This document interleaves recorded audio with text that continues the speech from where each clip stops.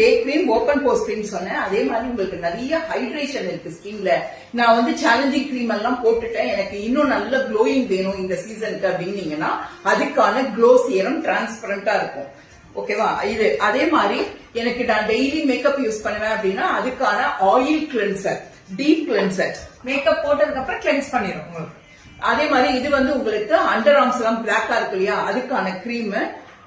இது வந்து உங்களுக்கு நல்ல ஸ்கின் க்ளோயிங், எனக்கு வந்து நல்ல மேக்கப் எல்லாம் வந்து அப்சர்வ் ஆக மாட்டேங்குது அப்படின்னீங்கன்னா அதுக்கான ரப்பர் மாஸ்க், ஃபேஸ் வாஷ். இது வந்து பிம்பிள்ஸ்க்கு, சப்போஸ் நிறைய பேருக்கு தலையில ஸ்கேல்ப்ல வந்து நிறைய ஆயில் ஃபங்கல் இருக்குன்னு வச்சுக்கோங்களேன், அதுல வந்து ஃபேஸ்ல நிறைய பிம்பிள்ஸ் வரும். அதுக்கான எஸ்பெஷலி இப்போ ஆயில் டேண்ட்ரஃப் இருக்கு, ஓபன் போர்ஸ் இருக்கு, இப்போ ஒரு 10 இயர்ஸ்ல இருந்து நிறைய பேருக்கு ஃபேஸ்ல எல்லாம் நிறைய பிம்பிள்ஸ் வருது. அதுக்கான special face wash, instant glow face wash. இதுதான் இப்போ ஸ்கின்னுக்கும் ஹேருக்கும் இருக்க ப்ராடக்ட். பிளஸ் வந்து பாத்தீங்கன்னா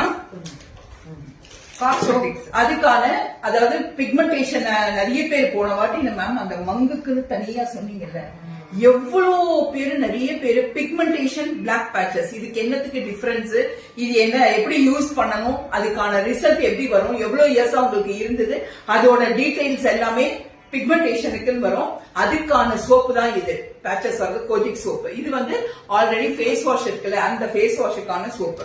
அதே மாதிரி ஹேர் டை. இந்த ஹேர் டை ஹெர்பல் வந்து உங்களுக்கு என்னன்னா, ஜஸ்ட் நீங்க வெறும் வாட்டர்ல மிக்ஸ் பண்ணிட்டு அப்ளை பண்ணிட்டு ½ an hour கழிச்சு plain wash, shampoo wash, drop shampoo வாஷா யூஸ் பண்ணா போதும். இது வந்து உங்களுக்கு ஹேர் கலர்ல வரும். அதே